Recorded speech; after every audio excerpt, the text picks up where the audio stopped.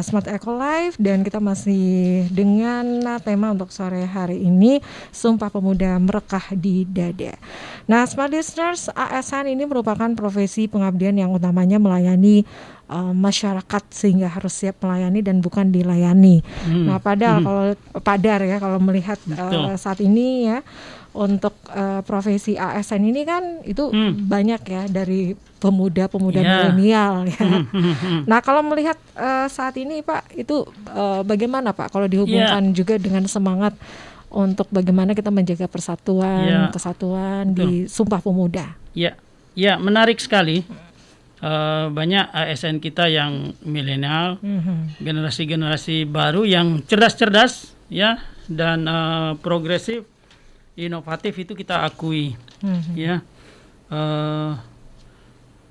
kita melihat ada beberapa sisi yang kelihatannya, karena sekarang ini kan eranya orang itu bersikap lebih lebih cair gitu ya. Pak, ya. Namun ketika masuk di pelayanan, nah itu kadang itu kebawa ya, sehingga orang merasa kok ini, apalagi anak-anak muda sekarang mungkin lagi melayani orang sambil main HP dan sebagainya. Nah, Pak Joko Widodo, Bapak Presiden, sudah mencanangkan ASN berakhlak. Apa itu berakhlak? Berakhlak, satu, berorientasi pada pelayanan. Ya. Kemudian akuntabel, kompeten, harmonis, loyal, adaptif, dan kolaboratif ya. Jadi berakhlak ya. Nah, yang pertama tadi berorientasi pada pelayanan. Saya terkesan beberapa waktu yang lalu, lagi-lagi kita mengambil apa yang bagus di tempat orang ya. Mereka itu ada kampanye yang disebut no wrong door. Tidak ada pintu yang salah. Bagaimana tidak ada pintu yang salah itu? Kalau orang masuk di kantor itu, Pak, di mana saya mau urus ini misalnya ya. Nah, kebetulan pintu yang dia masuk itu salah. Nah, no wrong door ini tidak boleh pegawai itu menjawab, Pak, salah masuk, itu bukan di sini, itu di sebelah. Pak, salah masuk, bukan di bidang ini, itu di bidang sana, Bapak salah masuk. No. Itu wrong. Komunikasinya seperti itu, Pak ya? Iya, itu. Ya, nah, itu di kampanye no wrong door tidak ada yang salah. Jadi meskipun orang itu sebenarnya dalam tanda kutip salah masuk. Jadi oh iya, Pak. Betul sekali, sudah tepat Bapak ke sini. Nah, saya akan membantu. Kebetulan teman saya yang menangani ini ada di ruangan di seberang sana. Saya antar Pak ke sana. Jadi orang tidak merasakan, Pak salah kamar, Pak. Pak salah pintu, Pak. Itu pakai berteriak lagi, Pak. Pakai berteriak lagi. Iya. Jadi mereka kampanye yang namanya no wrong door. Tidak ada pintu yang salah. Bahkan ketika orang itu pun masuk ke pintu yang salah, tidak disalahin. Tapi ditunjukkan, Pak, saya bantu. Kebetulan yang menangani itu ada di ruang sebelah dan saya antar Bapak ke sana.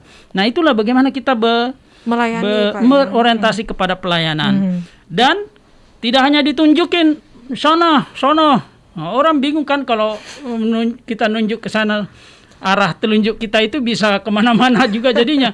Iya, kenapa tidak diantar sampai ketemu, Pak, ini ada tamu kami, ini silahkan. Nah, Pak, saya mohon pamit, ada yang perlu saya bantu lagi. Nah, satu kata gini, satu kata yang berorientasi pelayanan itu. Ketika kita selesai membantu orang, kita menanyakan lagi, ada yang bisa saya bantu? Masih ada yang diperlukan? Dan itu sekarang operator telepon dilatih untuk itu kan. Masih ada yang bisa. Kadang-kadang bagi kita ganjil. Ya sudah. Tapi itu sebenarnya pertanyaan standar yang bagus. Karena kadang-kadang kalau kita langsung nutup telepon, kita masih mau nanya kok di teleponnya ditanya. Itu langsung ditutup, Pak. Iya, Pak. Apakah sudah cukup jelas atau mungkin ada hal lain yang yang saya bisa bantu Ibu. Ya, di dalam melayani juga kita harapkan teman-teman itu juga ASN ini melayani dengan baik, dan setelah melayani apakah keperluan yang Bapak maksud Ibu sudah bisa kami terpenuhi. Itu sudah selesai. Satu, atau sudah selesai. Kalau dibilang sudah selesai, nah hal apa lagi yang bisa kami bantu? Mungkin orang berpikir, wah ini kerjaan lagi. Sebenarnya pekerjaan kita itu adalah ladang beramal. Ya, yang namanya ladang, ya kita ingin buahnya banyak kan? Kita ingin hasilnya banyak. Sehingga kita selaku aparatur sipil negara, kalau kita melayani orang dengan pemahaman bahwa pekerjaan saya selaku ASN adalah ladang beramal, maka saya ingin hasil ladang saya banyak. Caranya adalah menawarkan, apalagi yang saya bisa lakukan, apa yang bisa saya bantu. Ya toh juga kalau ternyata yang dia minta itu di luar, tentu akan kita katakan bahwa mungkin untuk saat ini itu ada di kantor ini, ya, bisa bantu. Nah itu bagaimana kita terutama ini berorientasi pelayanannya, berakhlak itu, makanya dia berada di depannya. Itu apalagi Pak untuk poin selanjutnya? Ya, akuntabel itu artinya gini, apapun yang kita lakukan selaku ASN itu harus bisa dipertanggungjawabkan, kita laksanakan secara cermat, secara disiplin dan bertanggung jawab. Nah, itu akuntabel. Nah, bukan, ya saya banyak lihat juga di kantor-kantor begini. Kalau ada kesalahan, lalu dia bilang, bukan saya Bu, itu temanku. Itu langsung melempar tanggung jawab. Padahal masyarakat ini tidak mau tahu apakah Anda, teman Anda, ya kan? Tetapi dia taunya kantor ini, ya kan? Sama dengan saya pernah makan di satu warung, nasinya basi, saya panggil pelayannya, dia bilang, Pak maaf, ini kesalahan orang di dapur. Loh, ini, iya kan? Kita tidak mau tahu ini di dapur atau ini kan? Itu secara keseluruhan. Itu secara keseluruhan. Nah, akuntabel itu kurang lebih seperti itu. Jadi bahwa kita harus memastikan bahwa kita adalah satu kesatuan dan semua tindakan-tindakan kita selaku satu kesatuan itu harus bisa dipertanggungjawabkan. Ya, secara cermat. Ya. Nah, kemudian untuk poin selanjutnya apa nih Pak? Ya, itu kompeten ya. Nah, kompeten itu bagaimana kita meningkatkan kompetensi diri ya. Teman-teman ASN, ilmu sekarang saya katakan tadi murah ya. Banyak sekali sekarang online yang dulu kalau kita mau belajar kita harus naik pesawat, kita harus sana nginap di hotel. Sekarang dengan berbekal pulsa bahkan dengan handphone itu relatif murah, meskipun pulsa agak berat. Tetapi yang saya bandingkan adalah kalau kita harus ke Jakarta, harus ke Bandung, harus kemana, ke Jogja dan sebagainya. Sekarang ini banyak sekali. Ya, kita informasi sangat terbuka begitu. Informasi sangat terbuka. Sehingga untuk meningkatkan kompetensi itu, ini waktunya kita tingkatkan kompetensi. Ya, kemudian harmonis. Ya, harmonis itu adalah menghargai setiap orang. Kita di sini ada si pakatau, si pakalebbi, si pakainge. Ya, si pakatau itu saling mewongke. Ya. Si pakatau, ya.